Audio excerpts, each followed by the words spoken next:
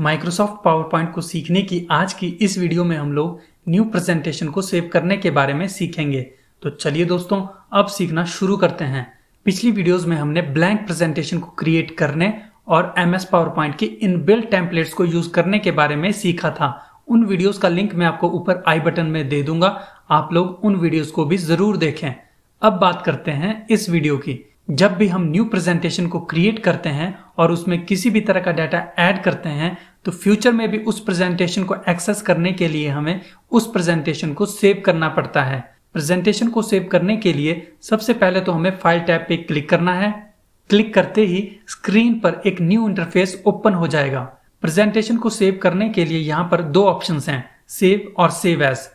जब भी हम पहली बार किसी न्यू प्रेजेंटेशन को सेव करते हैं तो सेव और सेव एज ये दोनों ऑप्शन सेम तरह से ही काम करते हैं, लेकिन जब हम प्रेजेंटेशन को सेकंड टाइम सेव करते हैं तो ये दोनों ऑप्शंस डिफरेंट तरह से काम करते हैं, जिसके बारे में हम इसी वीडियो में ही आगे सीखेंगे। तो इस वीडियो को लास्ट तक जरूर देखें। अभी हम इस प्रेजेंटेशन को फर्स्ट टाइम सेव करना चाहते हैं तो हम जैसे ही सेव या सेव एज पे क्लिक करते हैं तो यहाँ पर प्रेजेंटेशन को सेव करने के लिए ये तीन ऑप्शन शो हो जाते हैं, वन ड्राइव, कंप्यूटर और एड अ प्लेस। हम इस प्रेजेंटेशन को दो तरीकों से सेव कर सकते हैं, ऑनलाइन या ऑफलाइन।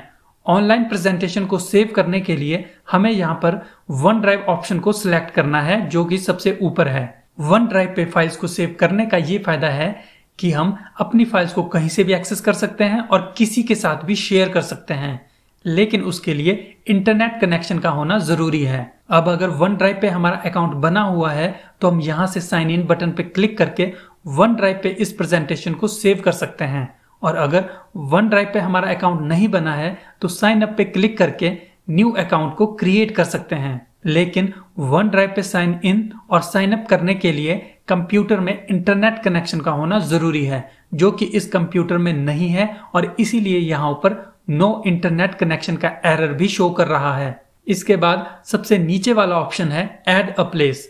यहाँ पर भी हम प्रेजेंटेशन को ऑनलाइन सेव करने के लिए लोकेशन को ऐड कर सकते हैं, लेकिन इस ऑप्शन को यूज करने के लिए भी कंप्यूटर में इंटरनेट कनेक्शन का होना जरूरी है। अब बात करते हैं प्रेजेंटेशन को ऑफलाइन सेव करने की। नॉर्मली हम प्रेजेंटेशन को ऑफलाइन ही सेव करते हैं, मतलब कि जिस कंप्यूटर में हम काम कर रहे हैं उसी कंप्यूटर में प्रेजेंटेशन को सेव करते हैं, जिसके लिए कंप्यूटर में इंटरनेट कनेक्शन की कोई जरूरत नहीं है। क्योंकि हम प्रेजेंटेशन को इसी कंप्यूटर में सेव करना चाहते हैं, इसीलिए हमें यहाँ पर कंप्यूटर ऑप्शन पे क्लिक करना है जो कि सेकंड नंबर पे है। अब हमें कंप्यूटर के अंदर लोकेशन को चूज करना पड़ेगा कि हम इस प्रेजेंटेशन को किस ड्राइव या फोल्डर के अंदर सेव करना चाहते हैं। यहाँ पर कुछ रिसेंट फोल्डर्स भी शो हो रहे हैं जिनमें हमने रिसेंटली किसी प्रेजेंटेशन को सेव किया हुआ है। फोल्डर नेम के नीचे इस फोल्डर की लोकेशन भी शो हो रही है कि ये फोल्डर किस ड्राइव और किन फोल्डर्स के अंदर प्लेस्ड है। हम इनमें से किसी भी फोल्डर को सिलेक्ट करके प्रेजेंटेशन को सिलेक्ट किए हुए फोल्डर के अंदर सेव कर सकते हैं, या फिर हम नीचे ब्राउज ऑप्शन पे क्लिक करके इस कंप्यूटर की किसी भी लोकेशन को ब्राउज कर सकते हैं। यहाँ दिस पीसी की ड्रॉप डाउन लिस्ट में से हम किसी भी ड्राइव को सिलेक्ट कर सकते हैं और फिर सिलेक्ट की हुई ड्राइव के अंदर हम किसी भी फोल्डर को सिलेक्ट कर सकते हैं। जैसे कि यहाँ पर मैंने F ड्राइव को सिलेक्ट कर लिया है। F ड्राइव के अंदर अभी जितने भी फोल्डर्स हैं वो सब हमें यहाँ पर शो हो रहे हैं। यहाँ से हम किसी भी फोल्डर को सिलेक्ट कर सकते हैं या फिर अपनी नीड के अकॉर्डिंग न्यू फोल्डर को क्रिएट करके हम उस फोल्डर को भी सिलेक्ट कर सकते हैं। मैंने यहाँ पर न्यू फोल्डर को रीनेम करके माइक्रोसॉफ्ट पावर पॉइंट कर दिया है और फिर इस फोल्डर को सिलेक्ट कर लिया है। लोकेशन को सिलेक्ट कर लेने के बाद अब अगर हम थोड़ा नीचे देखें तो यहाँ पर फाइल नेम के आगे प्रेजेंटेशन 1 शो कर रहा है, जो कि बाय डिफॉल्ट है और इस प्रेजेंटेशन का टाइटल है। यहाँ से हम इस फाइल नेम को भी चेंज कर सकते हैं।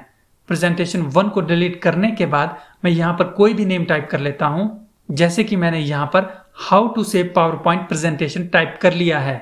इसके बाद नीचे सेव एज टाइप के आगे पावर पॉइंट प्रेजेंटेशन सिलेक्टेड है, जो कि ऑटोमेटिकली सिलेक्ट हो जाता है। यहाँ पर हमें कुछ भी चेंजेस करने की जरूरत नहीं है। अपने अकॉर्डिंग फाइल नेम को टाइप कर लेने के बाद अब हमें नीचे सेव बटन पे क्लिक करना है। क्लिक करते ही ये प्रेजेंटेशन सिलेक्ट की हुई लोकेशन में न्यू फाइल नेम के साथ सेव हो जाएगी। अब मैं इस प्रेजेंटेशन को दिस पीसी में जाकर ओपन करना चाहता हूं। हमने इस प्रेजेंटेशन को F ड्राइव में माइक्रोसॉफ्ट पावर पॉइंट फोल्डर के अंदर सेव किया हुआ है। हमें कौन सी प्रेजेंटेशन को ओपन करना है इसका पता हमें इसके नाम से चलता है। प्रेजेंटेशन को सेव करते टाइम हमने जो भी नाम दिया था उस नाम की प्रेजेंटेशन हमें यहाँ पर शो होगी।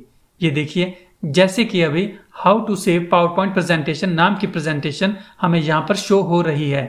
और अगर मैं डबल क्लिक करके इस प्रेजेंटेशन को ओपन करता हूं तो अब टाइटल बार पे भी इसका title how to save PowerPoint presentation ही शो हो रहा है। अब मैं इस प्रेजेंटेशन में कुछ भी अपडेट कर देता हूं। क्योंकि ये प्रेजेंटेशन पहले से ही सेव है तो अब अगर हम फाइल पे जाकर सेव या सेव एज पे क्लिक करेंगे तो सेव और सेव एज ये दोनों ही ऑप्शंस अलग अलग तरह से काम करेंगे।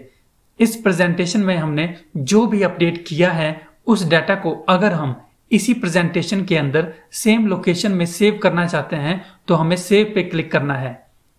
सेव पे क्लिक करते ही न्यू डाटा भी इसी प्रेजेंटेशन में सेव हो जाएगा। जैसे जैसे हम डाटा को अपडेट करते रहते हैं वैसे वैसे हमें डाटा को सेव भी करते रहना चाहिए ताकि हमारा डाटा लॉस ना हो। डाटा को सेव करने के लिए हमें बार बार फाइल मेन्यू पे जाने की जरूरत नहीं है। हम कीबोर्ड शॉर्टकट का यूज करके भी अपडेटेड डाटा को इसी प्रेजेंटेशन में सेव कर सकते हैं। कीबोर्ड से डाटा को सेव करने के लिए हमें पहले कंट्रोल की को प्रेस करना है और फिर एस की को प्रेस करना है। कंट्रोल और एस की को प्रेस करते ही हमने इस प्रेजेंटेशन में जो भी अपडेट किया होगा वो सारा डाटा सेव हो जाएगा।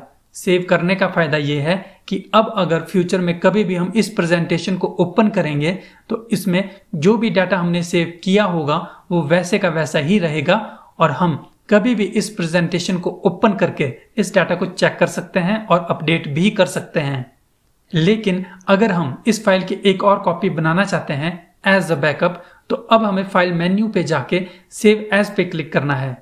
मतलब कि सेव एज का यूज करके अब हम इसी फाइल को सेम लोकेशन में डिफरेंट नेम के साथ या फिर किसी भी लोकेशन में किसी भी नाम के साथ सेव कर सकते हैं। सेव एज का यूज अब हम प्रेजेंटेशन के बैकअप को रखने के लिए कर सकते हैं, क्योंकि अगर ओरिजिनल फाइल में कोई इश्यू आ जाता है तो हम बैकअप फाइल का यूज कर सकते हैं या फिर ओरिजिनल प्रेजेंटेशन को एज इट इज रख के कॉपी की हुई प्रेजेंटेशन में अपनी नीड के अकॉर्डिंग चेंजेस कर सकते हैं। मतलब कि जब हमें मल्टीपल प्रेजेंटेशंस में सेम तरह के डाटा को क्रिएट करना हो तब हम सेव एज का यूज करके किसी एक प्रेजेंटेशन की मल्टीपल कॉपीज को सेव कर सकते हैं और फिर सभी प्रेजेंटेशंस में वन बाय वन डाटा के अकॉर्डिंग चेंजेस कर सकते हैं। तो दोस्तों, आज की इस वीडियो में बस इतना ही। आज हमने माइक्रोसॉफ्ट पावर पॉइंट में प्रेजेंटेशन को सेव करने के बारे में सीखा। इस वीडियो से रिलेटेड अगर आपको कुछ भी पूछना हो तो आप कमेंट करके जरूर पूछें। माइक्रोसॉफ्ट पावर पॉइंट से रिलेटेड हम आपके लिए और भी वीडियोस लाते रहेंगे। धन्यवाद।